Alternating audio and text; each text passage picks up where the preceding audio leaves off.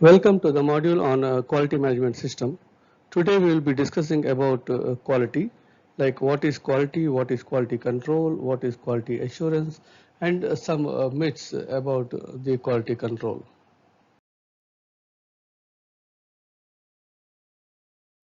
What is quality? Quality is the totality of features and characteristics of a product or service that bear upon its ability to satisfy the stated or the implied needs. The other definitions are quality is a degree to which a set of inherent, that is natural or permanent characters fulfill the requirements. Requirement of users related to quality and service life of structures are specified in the contract specifications. For example, if we need water to drink, we say we require quality water to be drinked. That is the potable water which is required for drinking purpose. This is the requirement set by the client or the individuals who needs water to be available for him to drink. Now, instead of a clean water, if you say you have two sets of water, that means the one which is supplied is a yellowish water which is like contaminated with some chemicals or some other materials. So this is not a pure water which is used for drinking, and what is required or what is demanded was a pure water. So when the requirement differs from what is being supplied, then you say that the quality of the product is being affected. So that's why we say that quality is the requirement to meet the requirement of the individuals. What is quality assurance? All those planned and systematic actions necessary to provide adequate confidence that a product or a structure or service will satisfy the given requirements for quality is what is being demonstrated by quality assurance. Quality assurance is given in the form of a quality assurance plan, usually called as QAP or sometimes PQP, project quality plan, to the project before the execution of the work or the activity is being started. The approved QAP is followed for quality control during the execution of the project. So quality assurance plan or QAP is the backbone of the projects in order to complete the activity in the required way or the method by which it is being done. So quality assurance, the different components of quality assurance, if you see, it consists of method statements, it consists of ITPs, it consists of checklists. So all those parameters which are included in the quality assurance will give you a guidelines to complete the activity and to assist how the quality control of the activities can be exercised in the project. So concept of quality, if you see, quality control is not defect detection. Rather, it is a prevention of defects. If you feel that detecting a defect in a process is what is the role of a quality control person, then you are totally wrong, because being a quality control person, you should know or you should anticipate what could be the defects if not followed the proper method statements and proper assurance plans, and you are the person who is able to visualize the things in terms of defects. So your role is more towards the prevention of defects, not the identification of the defects. Quality control on construction sites ensures the construction of economically built durable structures. The first myth on quality, if you see, people say quality is the responsibility of all members of organization, and sometimes people say quality is the responsibility of QAQC members or the QAQC team only. So of course it is the responsibility of all members of organizations, and it is being stated by W. Edward Deming, who is known to be the quality guru. Quality guru is also stated that quality is the responsibility of all. All quality is everyone's responsibility. So how to ensure everyone is responsible for the Quality Act? Having said that delivering quality is the responsibility of all, we need to develop a responsibility matrix pertaining to the delivery of the desired results. Performance of delivering quality products will depend a lot on the structure of the responsibility matrix. So when we are talking about responsibility matrix, we should know what a responsibility matrix is and how to develop a responsibility matrix in order to ensure that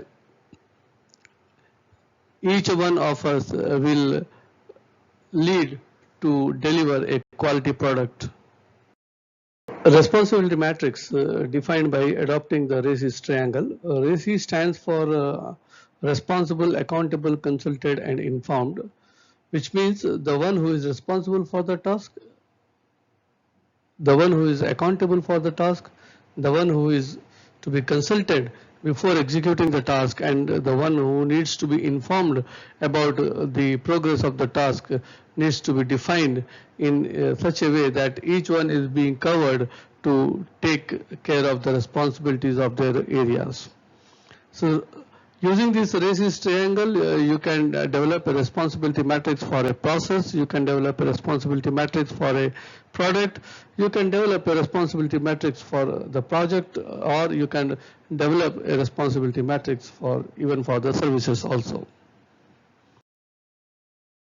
So RACI matrix, if you like to know the definition of RACI, where R stands for responsible, that means this is concerned to the person who is assigned to do the work. A is accountable, that the person takes the final decision and has the ultimate ownership of the act which is being taken care of. C is the consultant or the person who is being consulted before taking a decision or an action. And I is informed, that is the person must be informed about the decision or the action which is being taken. So using this simple rule of RACI, we can develop the responsibility matrix at any location, any levels, right? Maybe it is a site level RACI matrix, or it can be a departmental level RACI matrix, or it can be for development of a product, it can be for a development of a process, it can be for a development of a system. So for each and every loop, you can have the RACIs involved in order to develop the responsibility matrix. So we will have some examples on how the RACI matrix is being developed for each type of product, process, activities, and services, and so on. So if you see the example of a placement of concrete being a process, the RACI matrix, how it is being developed. R is responsible. Now the person responsible for placement of concrete is the workforce, which is directly involved in the field to execute the job. A, accountable, that means this is related to the person who takes the final decision and the ultimate ownership. In this particular case, it can be a site supervisor for a small section where he is taking care of the activity called placement of concrete. The person who is to be consulted under this scenario will be the site engineer, who gives guidance on how to do the placement and what should be the sequence and so on. And I stands for informed. In this particular case, like a placement process of concrete, if we see, the person who needs to be informed about the placement of concrete, whether it is in process placement or the completion of the activities, the person who needs to be informed is the site in charge to take a decision on the upcoming activities. So this is how the RACI matrix will help you to develop a responsibility matrix for a process which is as simple as placement of concrete. This is the photograph showing how the placement of concrete is being taken in project sites. Similarly, RACI matrix for production of concrete, if we see, R stands for responsible, that in this particular case, the plant operator is responsible for producing the concrete. A, the accountability lies with the production manager, who is basically responsible for controlling the production quantity and dispatching of the concrete in particular. C is the consulted person, the person who needs to be consulted for any change or variation in production quantity or quality is the QAQC manager who needs to be consulted for, and he will be coming under the category of C. And I, that is informed, the person who needs to be informed about the action, that is the production of concrete, whether it is being completed or is in process. The person who needs to be informed is the site team, who can make the arrangement for pouring of concrete accordingly once the concrete is being produced. So in concrete production, we have a different set of activities which are being divided into subset, like placing of production related sub-activities like feeding of aggregates, feeding of water, feeding of cement. All those sub-activities will be again can be divided into the responsibility matrix using a RACES, where in which case the I will be more on the operators will be responsible for the I informed case.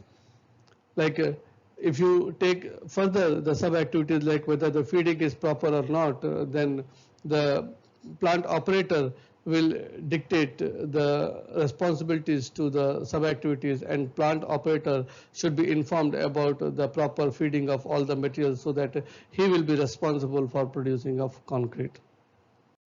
Similarly, if you see how to develop a responsibility matrix for a project using the RACES triangle, that means R is responsible. The person who is responsible to do a particular activity will be the section engineers.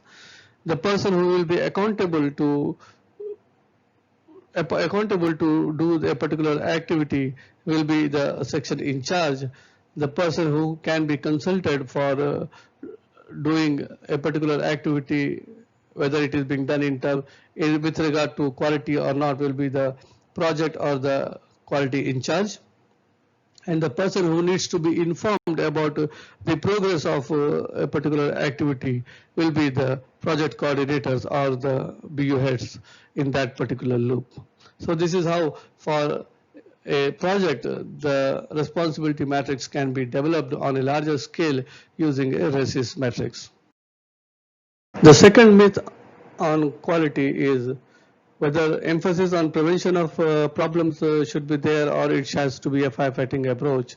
In general, what we see in projects is we used to have a firefighting approach. Whenever there is a need, we take care of the things in a way like it needs to be killed then and there only. There is no systematic approach, but this will lead to always a chaos in the system, and the action which is being taken towards the required quality will not be a consistent action, it will not be a long-term action, rather it is a short-term goal. So by taking action on a firefighting basis, you will always achieve a short-term goal, not the long-term goals. So in order to achieve a long-term goal, what is required is you need to change your ideas from firefighting approach to prevention part. So we need to emphasize more on the prevention of the problems rather than focusing on firefighting approach. So in order to make emphasis on prevention of problems, what is required is you need to have a concept called make it right the first time right concept, and then we need to have a focused approach on doing a particular activity in such a way that at the activity that total activity will be divided into a sub activities in a logical way, so that each sub activities can be checked to ensure that the end product will be a defect free product. So this is how the emphasis on prevention of problems will help you to achieve a long-term goal in quality as far as the projects are concerned. The third myth on quality is whether quality is topmost and free or quality is expensive. In general, people think that quality is expensive, but in my opinion, quality is topmost and free. Why? Because when we say quality is the totality of features and characteristics of a product or service that bear upon its ability to satisfy the stated or the implied needs. That means we get only what we demand. We are not getting something which is not being demanded. So when we are getting what is being demanded, how come this thing can be inexpensive? Because it's already quoted. Like for example, if you take a project, already what is required in the project is being briefed in the tender documents, and the quotation, the quote is being quoted based on the specifications given in the tender document. So whatever the superior quality people are expecting from us is being already quoted in the project cost. So delivering that requirement should not be an expensive part. Rather, it should be topmost. It should be of topmost priority as far as the image of the organization is concerned. And then, when the image is building, when it helps in image building, automatically it is free. So the cost of quality is always having a greater impact on the project cost, because the more the defects are, the more will be the cost of quality, and the more the cost of quality is, the less will be the margins in the project. And also the name and fame of the organization will be at stake. So therefore, it's always required to keep in mind that cost of quality should be as low as possible. That means directly the number of defects should be as minimum as possible, so that the cost of quality is less. Therefore, under that theme, we can say that quality is topmost and free. To take one more example, like when you are going to buy an Ambassador or a BMW car, like for example, you are having the capacity to go for a BMW car or Ambassador.